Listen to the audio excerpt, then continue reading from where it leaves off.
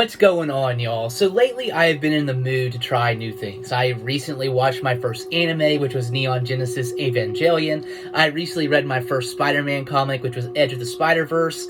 Also happened to be my first Marvel comic. But one of the things that I've been most drawn to lately that I've been wanting to try is manga. Now, of course, much like the anime I chose, I couldn't just find something normal to start with. Now, I had been intrigued by Attack on Titan, which does seem to be a little bit more mainstream, a little bit more in the zeitgeist of what people, start with, or at least really likes, really popular. No, that's not the direction that I went. So I was walking around Barnes & Noble after the new year, and they were having this big hardcover sale, 50% off all hardcovers. So of course, the first thing that I did is I ran over to the sci-fi section to see if they had any Warhammer 40k hardcovers that I may have missed, because Warhammer, right?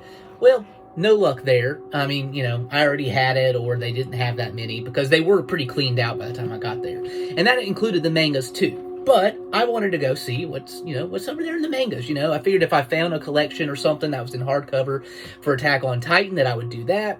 They were, again, cleaned out. But I happened to find this, The Drifting Classroom. So I started reading the back, and it's like, oh, a timeless horror classic from Kazuo Umezz. I really hope I pronounced that right. I think that's pretty close. So, and I was like, okay, that sounds kind of interesting. I'm not a huge horror person, but, the right type of horror I can do. And I was reading it, and it was like, okay, this seems a little bit more like sci-fi horror, right? Which I'm a lot more into sci-fi horror than I am just like straight up horror, or like, ghosts and that kind of stuff. I was like, okay, all right, this sounds pretty interesting. So the plot of this is our main character, Sho.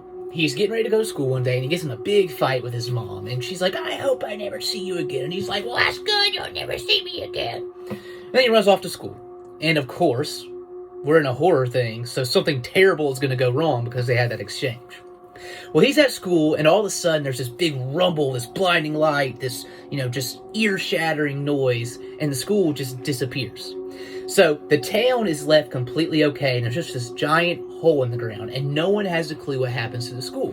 They think, oh, is it an earthquake? Was a bomb dropped on us? But here's the problem. There's no rubble. There's nothing there. So what happened to the school? Well, the school, it turns out, gets transported into this wasteland. Now, where is this wasteland? Why are they in a wasteland? We don't know that. But it just shows up in a wasteland. And of course, everyone starts to lose their shit because they don't know what's going on. And that is where our horror really comes from. So, this book is called a horror classic. Don't think scary horror. I would not call this scary. But it is definitely horrific. I mean, there is some horrific stuff that happens in this book.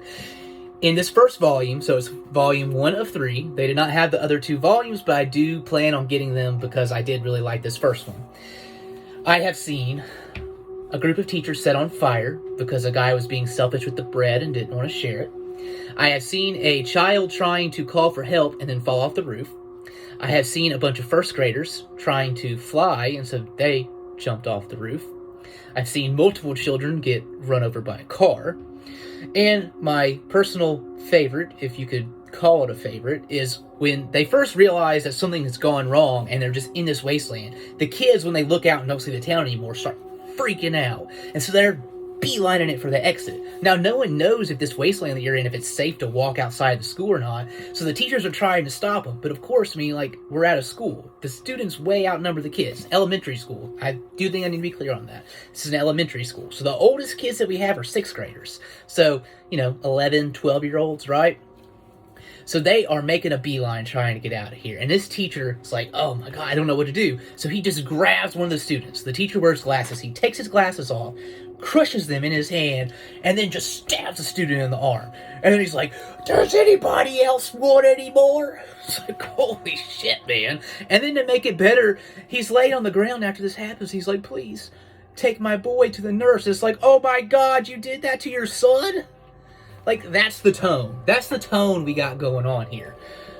It gets pretty wild, I gotta say. Now, it's only the first volume, so I got a feeling we're only on, some of the precipice or some of the wild stuff. But again, it's horrific. So, if you got, a squeezy stomach, or you don't want to see anything, or, you can't handle seeing anything like that, especially to basically children, then I would pass on this. However, if you're into horror at all, or suspense, or, sci-fi, because there is a little bit of, timeline stuff going on here, or at least they imply that there is, I don't want to say any more than that, then this is one that I think you should check out. For me, it was a pretty decent starting place. I mean, I know that it's not a common starting place, but for whatever reason, it worked for me. And so this is one that I think is worth checking out. They got these on Amazon, these big collections like this. I'm sure there's probably cheaper collections that are paperback and whatnot, also on Amazon or in the stores. But The Drifting Classroom, this is not one that I had ever heard of before, but I do think it's worth checking out. Cool horror, cool sci-fi, suspense horror, and just an interesting world that is worth jumping into. So if you like manga at all, or you're like me and you want to check it out, check out The Drifting Classroom, and y'all have a good rest of your day.